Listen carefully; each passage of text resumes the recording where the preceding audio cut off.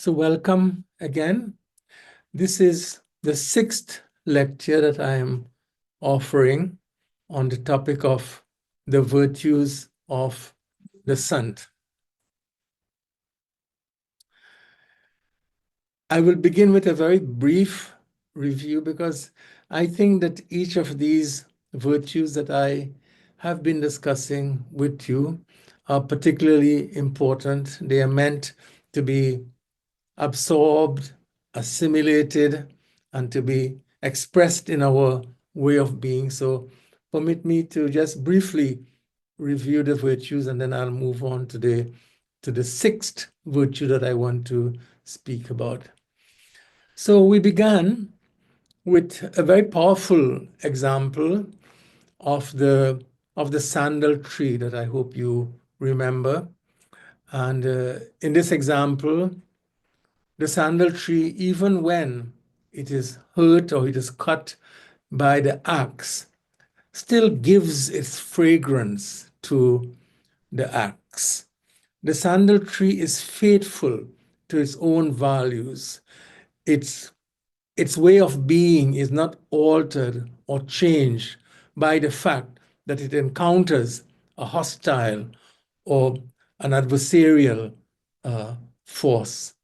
One of the very beautiful dimensions of this example that I shared in the first lecture is that every bit of sandalwood gives off fragrance.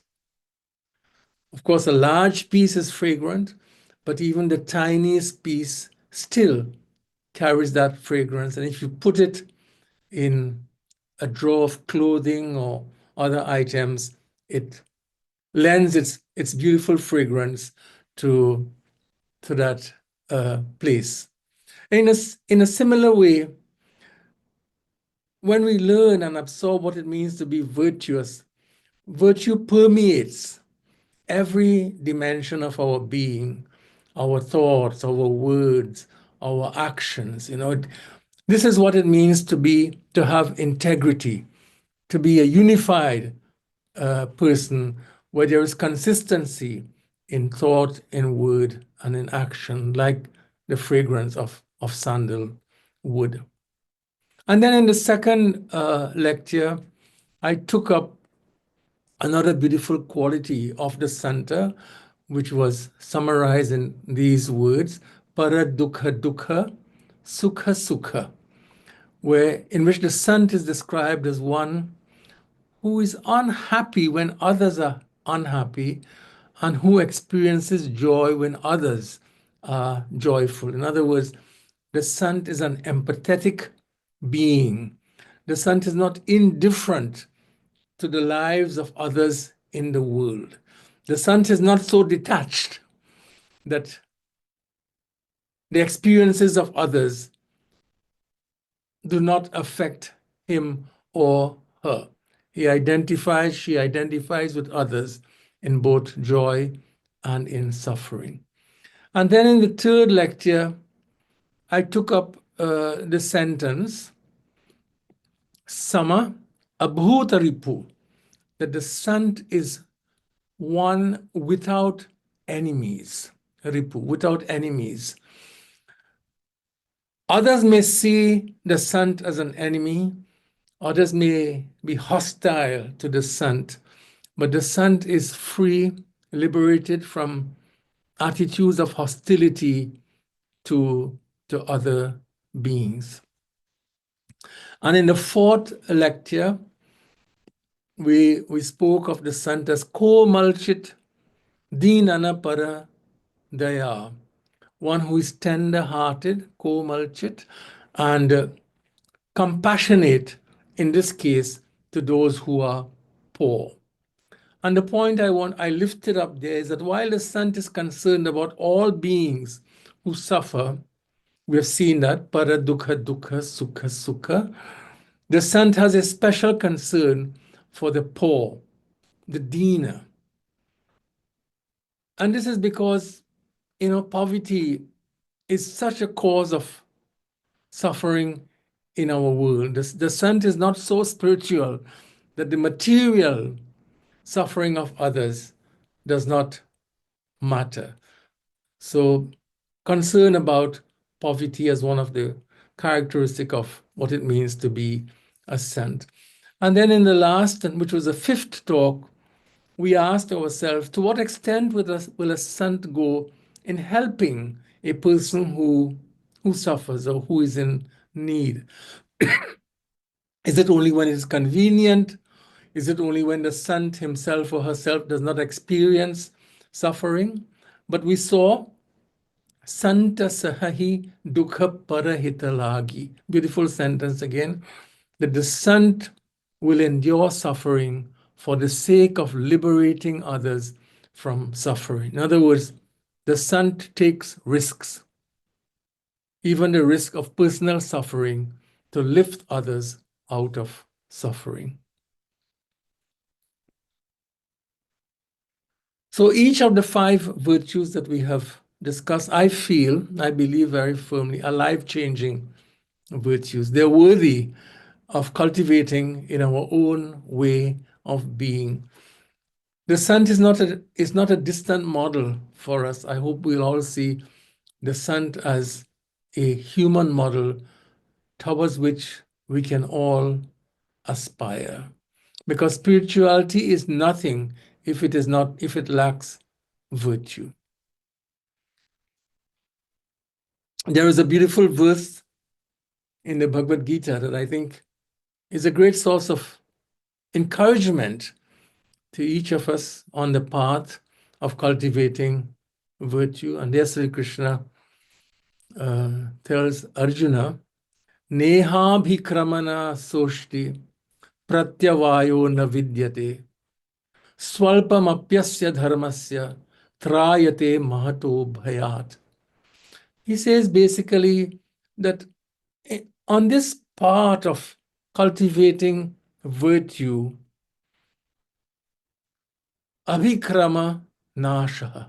Arjuna, there is no loss of effort, however small that effort might be, and there are no adverse outcomes. Pratyavaya na vidyate. Swalpam api.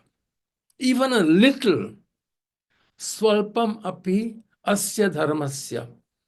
Even a little practice of what it means to be virtuous produces great results. It's a verse of encouragement. We should not think that walking the way of the Sant is impossible for us. What Sri Krishna is saying, that every small step matters and every small step is fruitful. So today, we add a new virtue to the 5 that we have studied. This is the 6th virtue. And all of these are expressed in very short and profound sentences from the poetic Sant himself, Tulsidas. And he describes the Sant in this phrase as Sabahi Man Prada Apu Amani. Sabahi Man Prada Apu Amani. So the Sant, he says, is someone who gives honor to everyone, Sabahi Man Prada, but does not demand honor for himself or herself. Giving honor to everyone, but not demanding honor for herself or himself. In other words, the Sant as the embodiment of the virtue of humility. So let us look at these words in greater detail. The word here, Sabahi Man Prada, the word man comes from the Sanskrit man, which means to honor or to respect. In fact, those of you who know a Sanskrit will know that the word mother, for example, mata, comes from the same root, man, which means to respect or to honor. So the word mata means someone, a respected or an honored being. So the Sant in this phrase, Sabahiman Prada, honors everyone, but never demands any honor. And as you can see, that the honor that is accorded to others by the Sant is an inclusive honor, Sabha. There's no word as inclusive as sub or sabha. No one is excluded, everyone is included. So the Sant accords honor, Sabahiman Prada, gives honor to everyone without exclusion, without excluding. No one is excluded on the basis of whatever category you might think about, whether it's age, gender, ethnicity, religion, nationality. You can add your list. When the word sub or sabha is used, it's simply all encompassing without exclusion. How is this possible? It is interesting that the saintly poet about whom we are speaking, Sant Tulsidas, began his composition of the life of Sri Ram in his version, the Ramcharitmanas, on this very theme itself, on the theme of according honor and reverence to all beings. And there he had that very beautiful verse, which is, one of my own favorites in the text, where he says, in his own Avadhi script, Akar chari lakh chaurasi, jati jiva jala thala nababasi, Siya Ram mai sab jag jani, karahu pranam jor jugapani. He says that in this universe, he says that there are 8,400,000 species of living beings inhabiting the land, water, air, and then adds, Siya Ramamai, Sab Jagajani. But realizing this whole world and all of these beings to have come from his name for the divine, as you know, it's very beautiful, Avadi. He calls the divine Siyaram. He combines the two words, Siyaram, knowing that they all had their origin in this one infinite divine that he called Siyaram. He says, I bring my hands together. Karahu pranam jori jugapani. I bring my hands together in reverential respect for each one. So knowing that all have come from this one and that this one exists in all, I give honor and I give respect to every being. It's a very beautiful opening for his text. You can we would be wrong if we took his statement about the number of beings that exist, 8,400,000. That is not his point. It is not a scientific statement about the number of beings that exist in this world.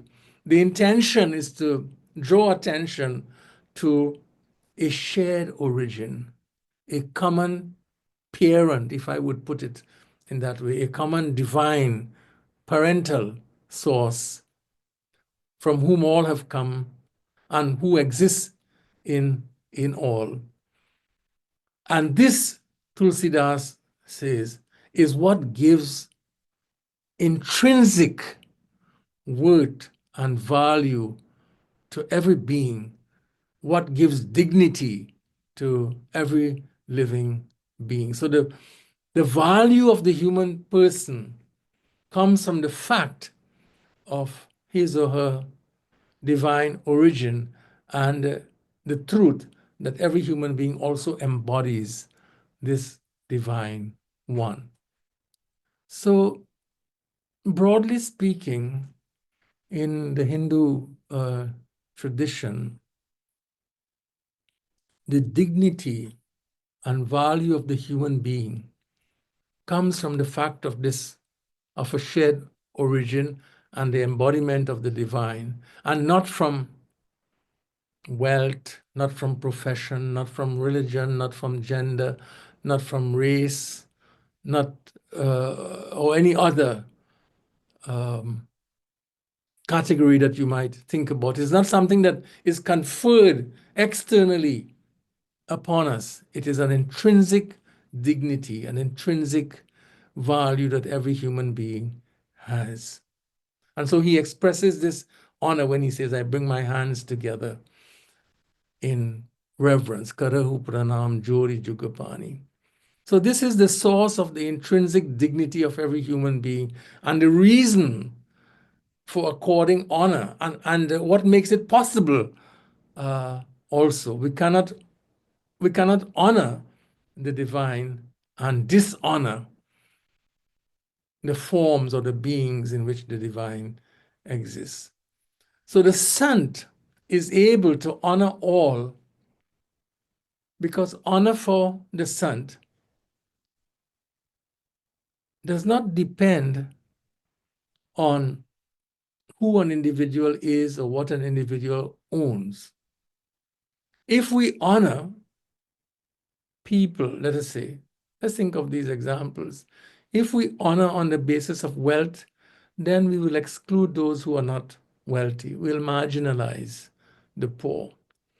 If we honor on the basis of power, we will not honor the powerless. If we honor on the basis of religion, we will not honor those who do not belong to the religions or the religion that we favor. If we privilege race, we'll exclude those who come from a different race. And if we practice caste, we'll only honor those that we privilege. If we honor on the basis of nationality, then we'll value and honor only those who belong to our nation. But when we honor on the basis of the fact that all have come from the infinite divine, who exists equally in all, then we cannot exclude. Everyone is included. As Bhagavad Gita says in that beautiful 13th chapter verse, samam sarveshu bhuteshu tishtantam parameshwaram. In all, samam sarveshu, in the same way, in all beings, tishtantam parameshwaram, the infinite divine lives. Now here the Sant is described.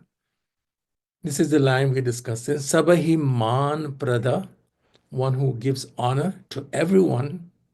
Apu, but who in herself or himself does not demand honor. So one who does not demand honor from others is described by the word amani. Such a person is amani. So he is apu amani. And one who demands honor from others is called a mani. So these are the two words, mani and amani. Mani is the one who demands honor and respect. Amani is the Sant who does not demand honor and respect. So for the mani, the person who, as I said, is opposite of the Sant, honor and respect are what I would call or describe as diminishing values. Let me explain what I mean. So by a diminishing value, I mean a belief that when honor is accorded to a person or given to a person, to one person, there is less to give to another. That's a diminishing value.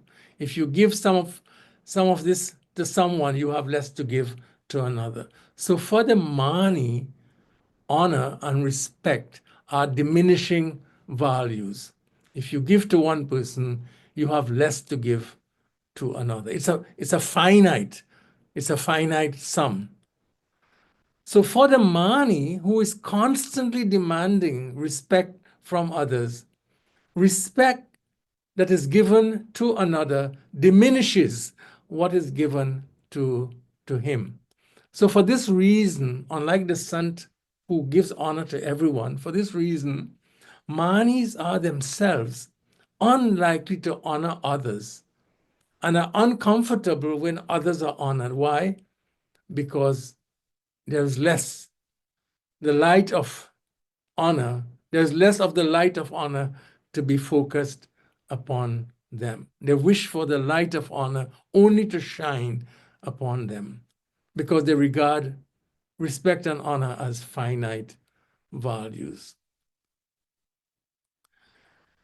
There is another very important, again, beautiful verse of Bhagavad Gita. This one comes from the 16th chapter, verse 18. And there Sri Krishna says, Ahankaram balam darpam kamam krodham cha samsrita mam atma paradeheshu pradvishanta abhyasuyakaha. So he says here that when a human being, when we become victims of self-centeredness, that's the word ahankaram, self-centeredness, arrogance, darpam, arrogance, self-centeredness, greed, kamam, then what do? He says, such a person dishonors. Such a person dishonors. And what does this person dishonor? Sri Krishna says, first of all, Atma dishonors himself or herself because of not recognizing the divine existing in himself or herself. But he also adds very interestingly, Atma paradeheshu. So, mam atma paradeheshu. They disrespect the divine in themselves and in others. Mam, me, disrespecting me, Sri Krishna, the divine, in themselves and in others. So when we are victims of ahankara, kamam, darpam, then this is the consequence, the dishonoring of the divine in self and in others. Because one will not respect others if one lacks respect for oneself. One will not value others if one devalues oneself. To know the divine present in all is to know the divine present in oneself. To have self-respect, to have self-value, is of course to also be humble. We cease to be abusive towards others. But let me emphasize, as I have done, throughout this series on the Santa, that treating others with the respect and honor that this verse mentions does not require that we always agree with everything that someone says or with every action performed by another. It doesn't mean that we will never be critical of another or of the choices another makes, or we will never oppose actions and choices. What it does mean is that when we disagree with others, when we have to stand against others, we never do so with contempt or denigration or abuse of the other. To be a Sant is to know how to oppose others, how to disagree honorably with self-respect and respect for the other. So I do want to emphasize that every virtue that we have discussed in this series are virtues born out of strength. They are not virtues of weakness, if I would put it in this way. They are all virtues that exemplify strength. This is so important that, Martin Luther King once said that we as a society, and here he's speaking about the United States, we have not yet learned how to disagree without being violently disagreeable. We have not yet learned how to disagree without being, he says, violently disagreeable. Perhaps we could even say disagreeable. But the Sant is a model for how one can disagree with honor and with respect. I think that in our public life, we are seeing more and more, it's becoming worse and worse. And I'm speaking about the failure to express differences with respect and with honor for those with whom we disagree. We are now in a cultural space where we think, or at least our leaders increasingly think, that mockery and denigration of others are signs of strong leadership. We have much to learn from the way of the Sant in this regard. So returning back to that phrase, Sabahi Man Prada Apu Amani. As I said, the Sant gives honor to everyone, but never demands honor for herself or himself. The Mani is a person with an exaggerated sense of self-importance, always demanding honor and respect from others, whereas the Sant is a Mani. Now, we should also be clear that the description of the Sant as a Mani does not mean that the Sant lacks self-respect or the Sant lacks self-value. Humility is not a lack of self-respect or self-value. We should all have value for ourselves. If we don't have value for ourselves, we will not have value, as I said, for anyone else. And this is a very important and well-known teaching in the Bhagavad Gita. Na atmanam avasadhayet, says Sri Krishna in chapter 6. Do not demean yourself. Do not look down upon yourself. Na atmanam avasadhayet. Atmaiva atmano ripuhu. Atmaiva atmano bandha. You are your own friend and you are your own enemy. If you look down upon yourself, you become the enemy of yourself. So if Ammani, who is the Sant, does not mean lacking in self-respect or self-value, what does it mean? It simply means, as I've been saying, that the Sant does not demand. The Sant is free from the greed for honor and respect. One may rightfully, and this is an important distinction, I think, one may rightfully demand equality before the law, and one may demand to have the same rights as other citizens in a state enjoy.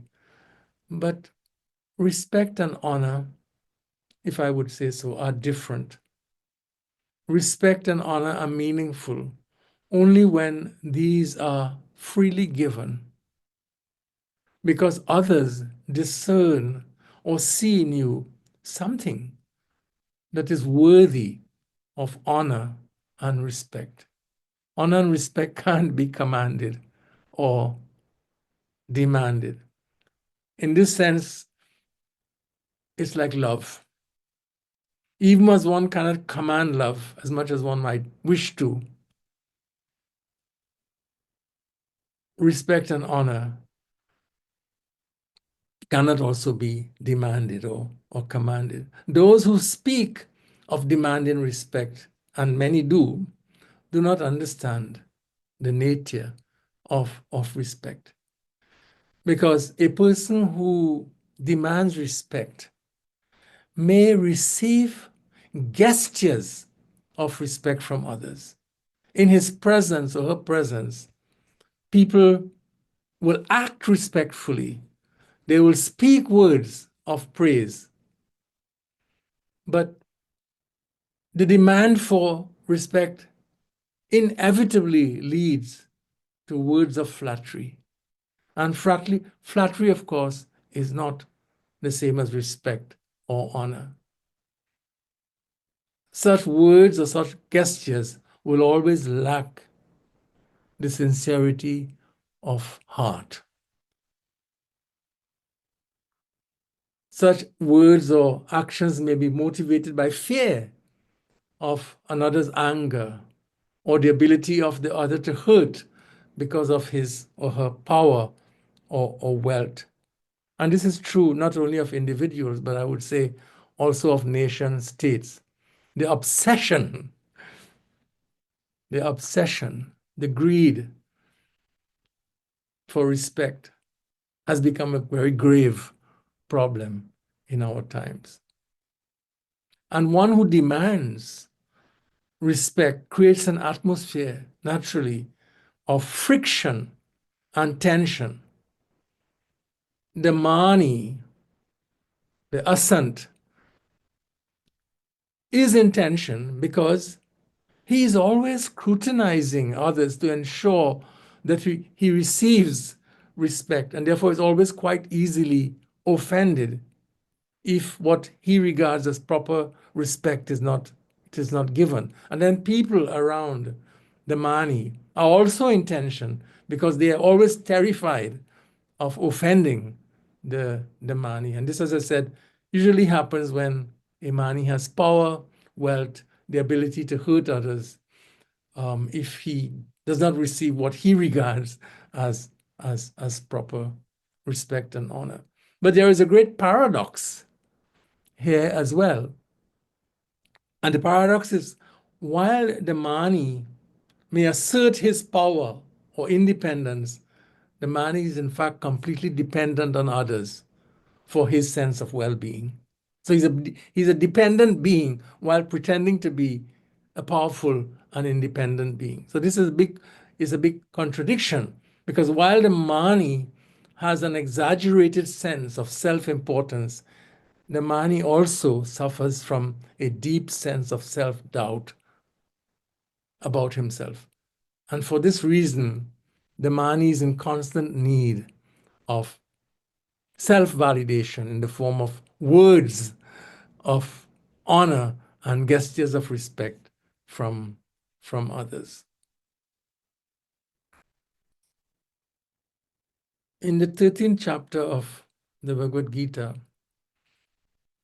Sri Krishna offers a beautiful list of virtues that are necessary as prerequisites for wisdom, jnana, and for spiritual growth. And interestingly, he begins this list with the very topic about which we are speaking today. When he speaks about the virtues that are required, that the virtues that are equivalent to wisdom and are central to walking the path of spirituality, to spiritual growth, he says the first word that comes from his lips is amanitvam. In other words, amanitvam, amani, the condition of being free. Amanitvam is a condition of being free from an exaggerated self-importance. The condition of being free from an exaggerated self-importance. As I've said before, it is not that the Sant lacks self-value or self-respect. A Sant does not invite others to dishonor him, does not enjoy dishonor or disrespect. As a human being, a Sant appreciates honor and respect. The difference is the Sant does not demand it. He is gracious, or she is gracious in accepting honor. And I would add, calm when it is not received. So to conclude, let me give an example, which I think perhaps summarizes much of what I was trying to say. Mahatma Gandhi spoke often of the example of a rose, which I think is very appropriate. So let me quote his words. A rose, Gandhi said, does not need to preach. It simply spreads its fragrance. The fragrance is its own sermon. And then Gandhi adds that the fragrance of religion and spiritual life is much finer and much more subtle than that of a rose. That's the end of quote. So a rose, whether it is in a cultivated garden or growing in the wild, blooms in its radiant color and emits its wonderful perfume, its wonderful fragrance. And as Gandhi said, the rose does not have to boast about its color and its fragrance. Some may pause in appreciation, and others may not notice the existence of the rose in the garden or in the wilderness. It makes no difference to the rose. The rose does not wither if it is not noticed. It is faithful to its being. Its very being is its color and its fragrance, and nothing, attention or lack of attention does not change that. Those who value the spiritual life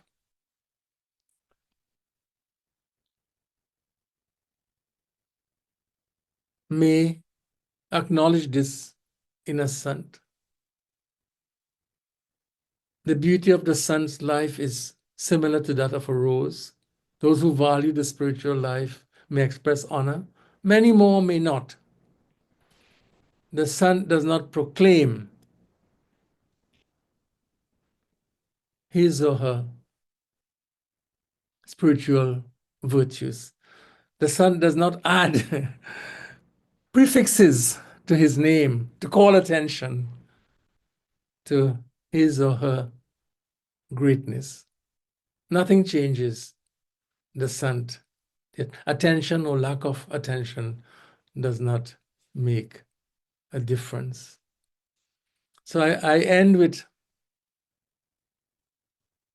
again, I cited various verses from Bhagavad Gita today, but one that I recollect, and again, very important to me, comes from the 5th chapter, where there's this very beautiful phrase used by the teacher, Sri Krishna, which is Vidya Vinaya Sampanne. Vidya Vinaya Sampanne. Sampanne is the wealth, the richness. And he speaks of the person who has the richness of two things. One is knowledge, which is Vidya, but equally important, he makes it into a very nice compound, Vidya Vinaya. And Vinaya is humility. Vidya Vinaya Sampanne. One who has the wealth of knowledge, always, I should say true knowledge, is also rich in the virtue of humility. So the Jnani, the one who knows, who understands, rich in understanding, is always Amani. The Jnani is Amani. It's a beautiful rhyme. Jnani is Amani. The Ajnani is Mani, has an exaggerated sense of self-importance. So the Jnani is always humble. The Jnani is always humble because the Jnani is a being who is always full of gratitude. whatever may be his or her spiritual virtues and accomplishments, the Sant is always aware of his or her indebtedness to others. In our religious journeys, we all benefit from love and teachings of our immediate gurus and of the lineage of gurus who have preserved and transmitted knowledge across the ages. And we have such a wonderful composition, which is a composition of gratitude. The Guru Srotram, which we often recite, we don't think of it as a hymn of gratitude, which is really what it is. Because every verse in that beautiful composition expresses gratitude to the teacher for what is received. So a truthful person is always a person who is rich in gratitude, because there is a recognition of our dependence on a complicated and a complex universe of beings who, in so many different ways, bless our lives. So Sabahi Man Prada Apu Amani is our text today. One who gives honor and respect to every being, but does not demand honor and respect for herself or for himself, is the virtue of the Santa that I wanted to share with all of you today. So I'll stop here. And perhaps you have comments on the lecture or other thoughts that you are now free to share and to express. So thank you very much. Well, I enjoyed as usual. Appreciate your gentle teaching and nudging for all the devotees who are privileged to listen to your discussion. I was surprised that you had not mentioned that most important verse till the very end, Vidya Vinay Sampanne, Brahmane Kavi Astiri, Shinischaiva Shapake, Panditaha Samadarshana. Darshina, yes. So till the end, I said, how come he has not mentioned it? I'm glad you ended up with that one. So that's wonderful. But what is interesting about it is that if Vidya is not balanced with Vinaya, then that becomes totally inappropriate. It goes in the form of darpa or mother, ahankara, and ego. Absolutely, as you emphasized it beautifully, is that to have abhiman, that means self-esteem, self-satisfaction is important Yes. for individual happiness. But to have self-glorification, Yes. ahankara, darpa, mother, Yes. other thing that which you emphasize rightly, is something that we have to stay away from. Since you selected last words, I thought I'll take one more word from that very verse, 18th verse from the 5th chapter. People misunderstand sometimes what the meaning as Pandita is. You see, Brahman also is one who's grounded in Brahman, experienced Brahman, if you really want to understand the meaning of it. Pandita also described as who have understood and experienced Brahman. That is the correct way of describing, defining the Pandita. Those pandas that you see in the temples, they're called pandas. They're totally different than the true Pandita. We use Pandit term very loosely in our discussions. But Pandita are the one who really have known what Brahman is, experienced it all through their life, at least towards the end of their life. So Pandit has to be use the term very, very carefully. So when Shri Krishna is using Pandita Samadarshina, because they, as you beautifully described it, he's not just talking about human beings, but he's talking, as you rightly said, the animals, Shuni, Chapak, dog, and Shapak. That means who's a meat eater or a person who does not condone violence, Chapaka. So it's kind of beautiful part of what Shri Krishna described. And I really appreciate your discussion of all these virtues that Santa exhibits to the action. And I like the way he describes it with a great sense of humility where he's describing it. I'm not doing it as you described in the past. Yeah. Bhagwan is making me do it. So it's happening through me, but I'm really just the instrument that I'm doing it. So that's a beautiful way of describing it. Thank you very much. Appreciate it. Thank you, Shashi, and I'm glad, I quoted part of that verse, Vidya Vinaya Sampanne, but you reminded us in your discussion, the last two words are very such important words. Who is a Pandita? Pandita Samadarshinaha. Yeah. That equality of vision, which basically is, according everyone respect and honor, samadarshinaha, is such an important part of that verse that I'm glad you completed that verse by, showing its richness in all of the words that it uses. Because, I mean, even what might see, I think it's an important point that you made, because sometimes we always we will, as human beings, we find ways to exaggerate our own importance.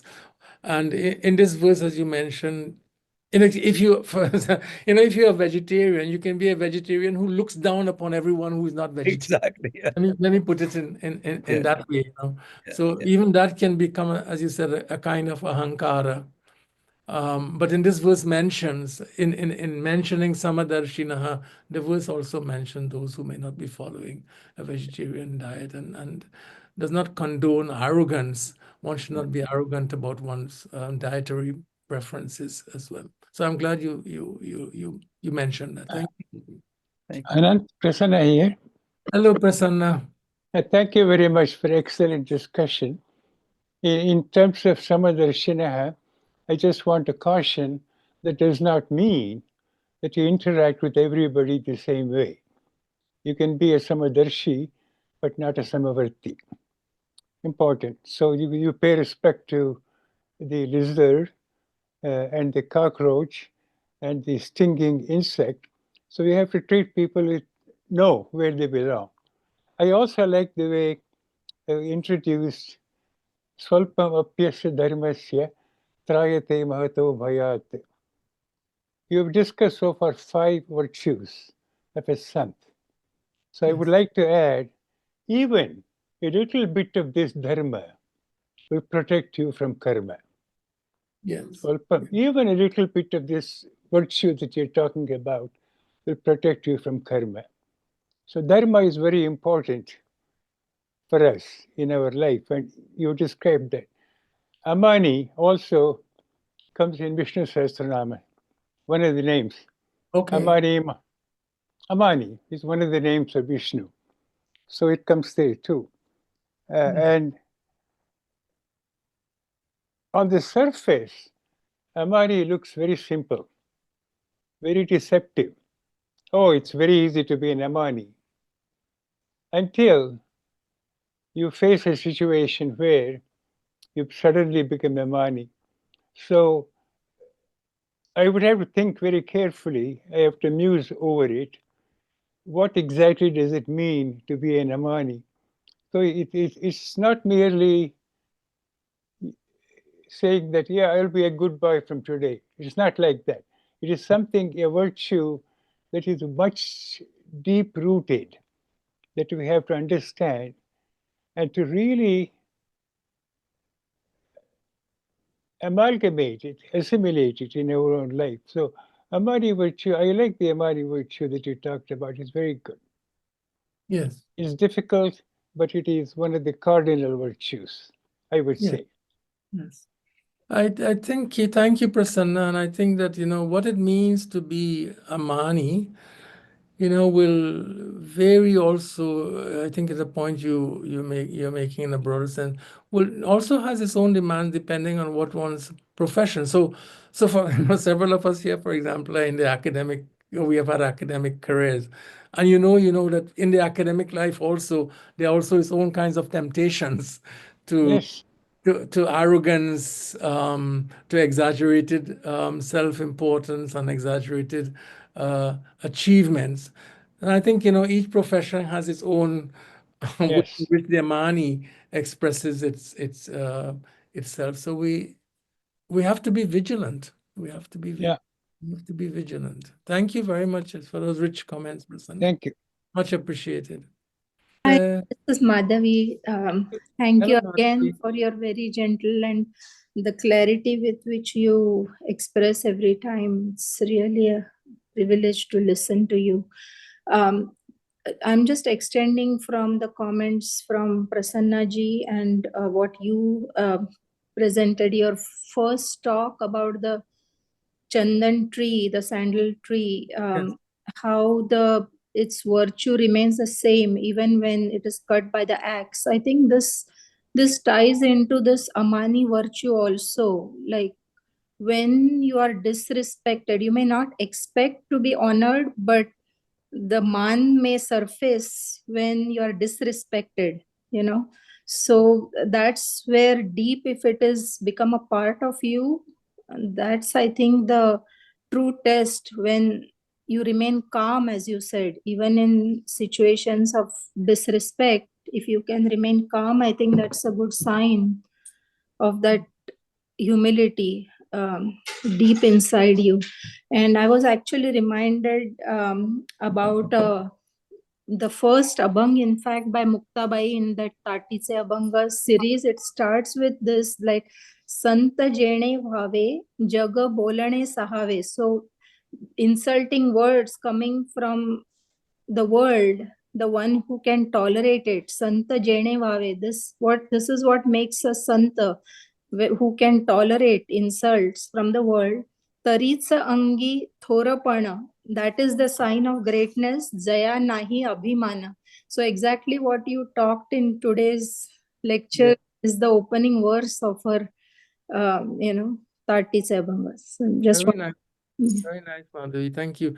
And I appreciate what you say, Madhavi. And as I said also, it is quite right and appropriate and necessary if I am in a context where, I am not being accorded the same rights legally or even human rights that others enjoy, that I should protest against that. It is appropriate to demand that I have where rights are extended in a community or in a nation, and if I am excluded from the rights that everyone has access to, it is right to say that this is wrong, to contest and to challenge it. It is right to speak up for justice if justice is not dispensed equally. And what we are talking here is exactly what you are saying.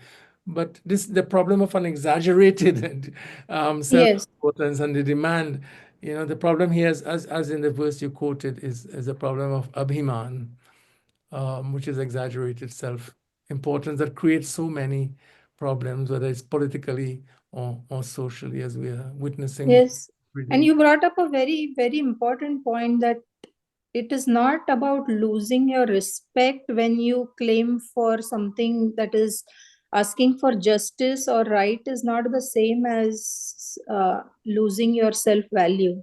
That subtle thing has to be understood deeply. Yes, Madhavi. Thank you very much for that. Well, I just wanted to say that I really, really enjoyed today's talk. Thank you. I really liked it. And the part that I liked the best was taking these, basic principles and ideas and applying them to today's world. What is the practical application? I think you brought up that topic very nicely at the end. I have missed your previous sessions, so perhaps you've done the same things there as well. So that aspect of it, I liked a great deal. And I was thinking, that yes, we certainly want to disagree without being disagreeable. That is true. But even seems to me that even in Bhagavad Gita, Krishna has tried everything that he possibly could to avoid this war, right? But eventually, he ends up, it seems to me, telling Arjun, do your duty and let the bodies fall where they might, where they may. And the same thing in this shlok, yada yada hi dharmasya, right? So in a way, I mean, we certainly want to keep trying and realize that as Vivekananda has said, that each soul is potentially divine. And the key word for me is potential. He never said each person is divine. And so, we want to respect that divinity, and where we disagree, we don't want to be disagreeable. But wouldn't you say that a point is reached sometimes when actions that we may not think are humane might be taken, might have to be taken? It's a very important point, Anand, a very big question. And I think it's knocking on the doors about, whether there are circumstances when, I guess I should name it in order to, are there circumstances in where where violent action may be justified? Like a Hitler. Like a yudha, as we had in the Mahabharata. So it's a critical question. In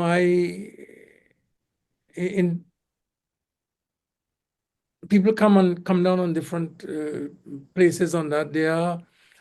There are thinkers and there are practitioners of religious traditions who are radically non-violent and who would say that non-violence is violence is simply unacceptable under any conditions. And some of them, I recently met one such person, and he basically told me, look, I will give my own life before I take another person's life. And I believed him. He's a very committed, radical, absolute, non-violent practitioner. And yet there are others, as you know, even in our own tradition and in other traditions. It has a long history, Anand, which is and I think that's what you're talking about, which is the just war tradition. Right. When all other matters, the just war tradition, which has its own roots in Christian theological thinking, but is expanded to other religious traditions, has a very strict criteria that has to be satisfied, before war is declared, and those criteria are very, very hardly followed in contemporary. Yes. Unfortunately, hardly followed in contemporary methods of war. And I think the Gita, again, you had someone like Gandhi, who read the whole of the Bhagavad Gita as a metaphor. He refused to, he was not supportive of the just war theory. He said this is the war is a metaphor for the battle that goes on in every heart. But that was very different from people like Bal Gangadhar Tilak and others who said, no, there is a just war Right. teaching here.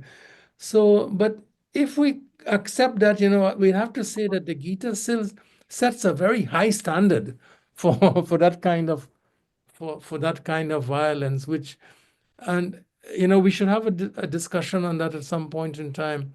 So the Gita, to me, if you read the Gita as just war, as a just war argument, we'd also have to agree that Krishna is saying, can you fight without hate? Can you fight also with respect for the one who is your adversary? So the Gita is lifting it to a very high ethical standard with very high moral demands. If we have to go there, let me put it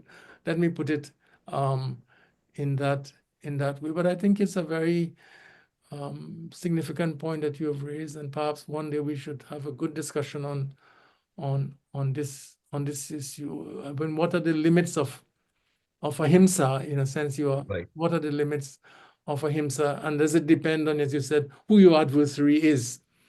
And you give the example of the Nazis, and many Jewish thinkers have said, that ahimsa would not have worked there because their adversary's heart would not have been reached by the kind of love that is presupposed in in Satyagraha.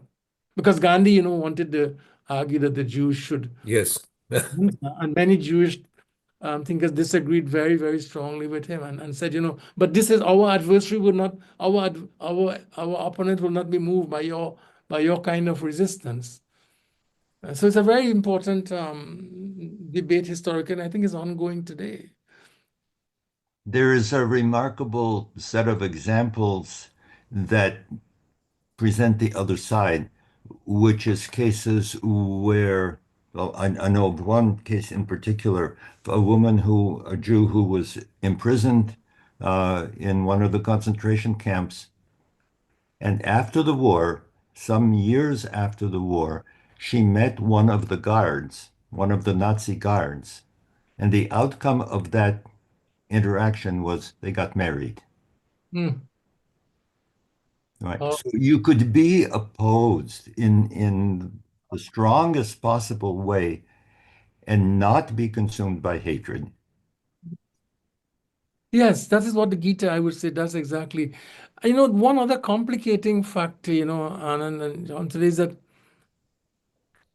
in the light, and again, I just put this out, I don't know if we could resolve it. I just put it in the light of our ability today in modern warfare to destroy ourselves completely and to obliterate life on the planet. Do we still have room for just war? Especially when we have to contemplate just war with the use of civilization obliterating power and potential. But these are all very, very difficult questions that I hope and that need proper addressing. And so I thank you for bringing that up. But thank you, my brothers and sisters, for joining us today. And I hope you have a wonderful rest of your Sunday.